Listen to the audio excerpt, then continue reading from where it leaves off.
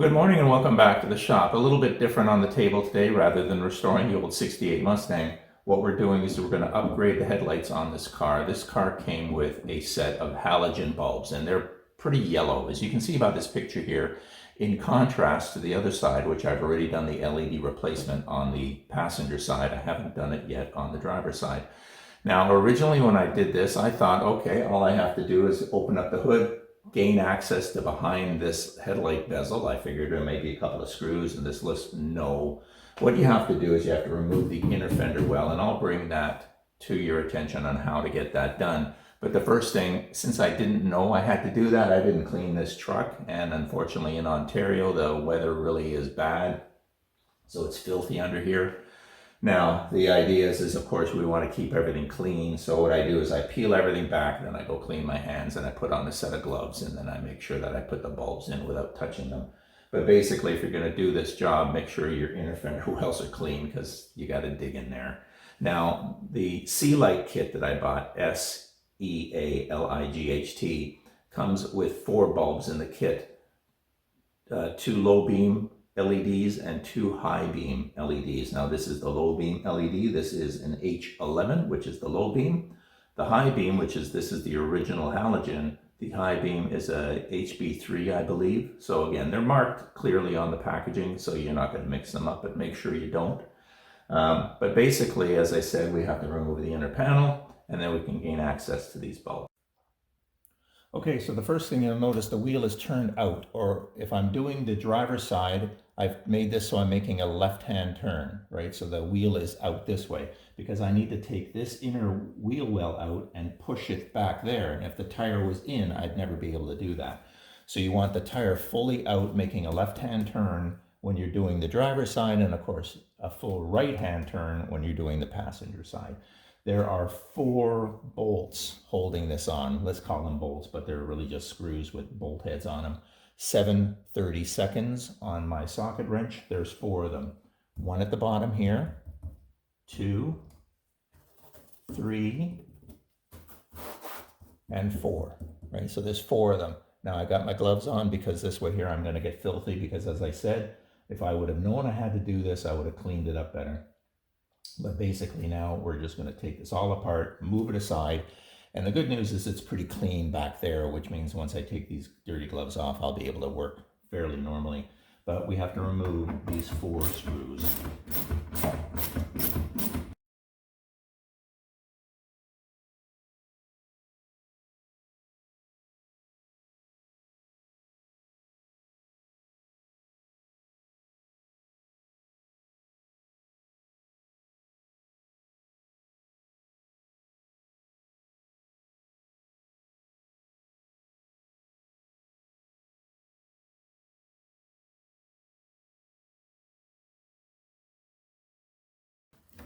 Okay, the 4 screws are out, and then there's one last hidden secret right back in there.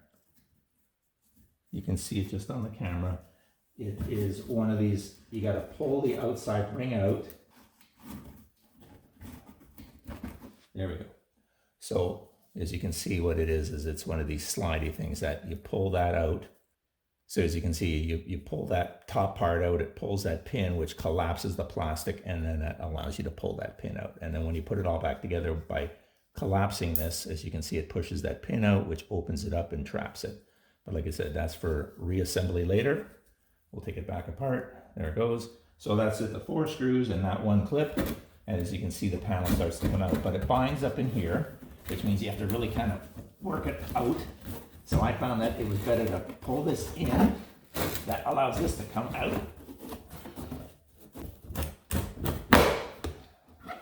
As I said, a pain in the derriere. But then once this is out, you can kind of just jam it back. Okay, like I said, I'll show you how to do the high beam and I'll show you how to do the fog light, but I'm not going to show you how to do the low beam because it's exactly the same. Basically, there are a couple of tabs. You see these tabs here? There's one there and one there. You have to unfortunately just muscle it. Grab that tab and pull it off, right? So now we've got the cap off. Reach inside. You'll feel the bulb. You're going to turn it counterclockwise, like you're unscrewing it. And once it releases, it comes out. Now on the back is a clip. You have to lift the clip on the pin. And now I've removed the high beam.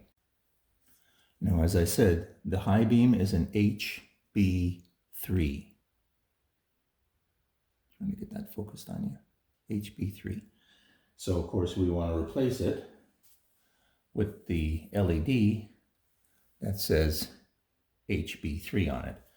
Now you can do this in two ways. You can take this, insert it, lock it, and then connect it up because it has this extension. Now the reason it has the extension is because this is a 5-volt reducer, right? Because remember, the original halogens run off of 12s, but LEDs, as we know, run off of 5, so we need to reduce that voltage.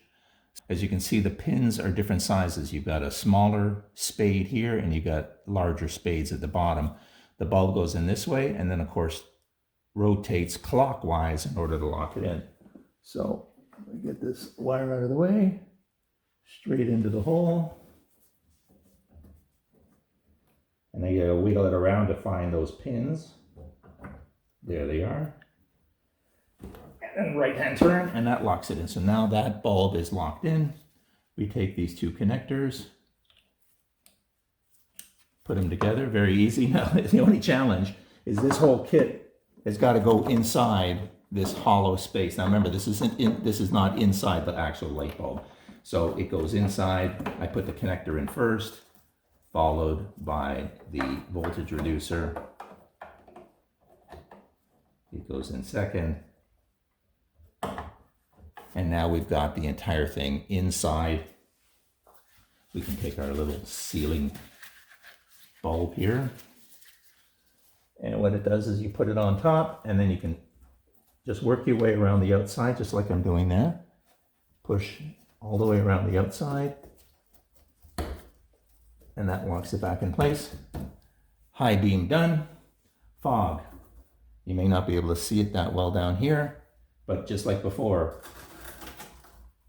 you unscrew it like you would anything to the left, pull it out.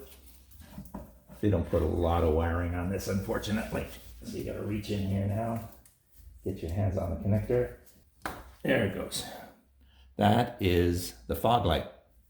So of course I have the connector right there in my hand, and what we want to do is go get the fog light for this. So, okay, so this is the replacement for the fog lamp, and as you can see, it doesn't have that wire hanging off the end of it. It just simply connects right into the connector. I guess it has the voltage reducer right into the base. There's a lot more room down there, and I guess this way here they can get this more in the base of it. Now I leave this protective cover on it until I'm ready to plug this thing in, because obviously I don't want to get it dirty. So we grab this here, grab the original connector,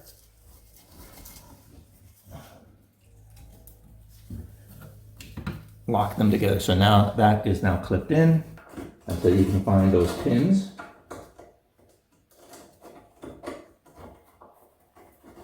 So now that is in as well.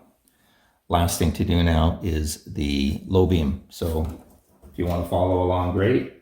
I'm grabbing onto that same tab I did on the lower one and pulling out the rubber cap, reaching up inside. You can feel it, turn it, remove it, there we go. And that unplugs the bulb. Okay, so just like before, what I'm gonna do is instead of connecting the wire, I'm gonna simply get this up in there cleanly, lock it in, and then we can deal with the wiring. There it goes.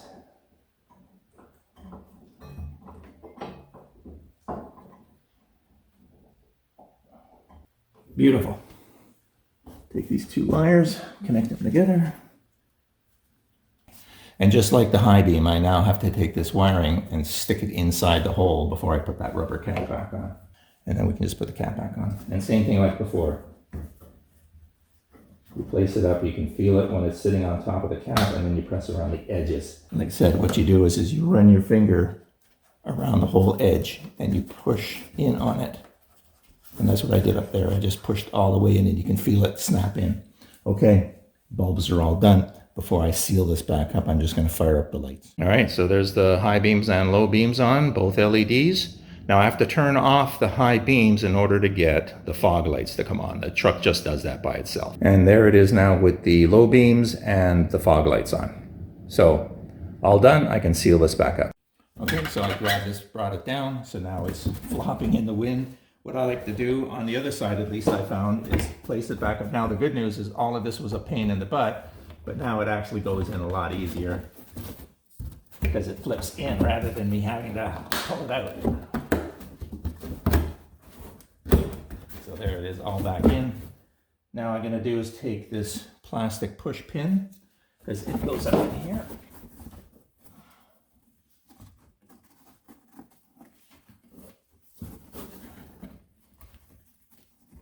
And there, push pin is in, and now these 4 screws, and as you can see, the holes line right up really easy. So there's one.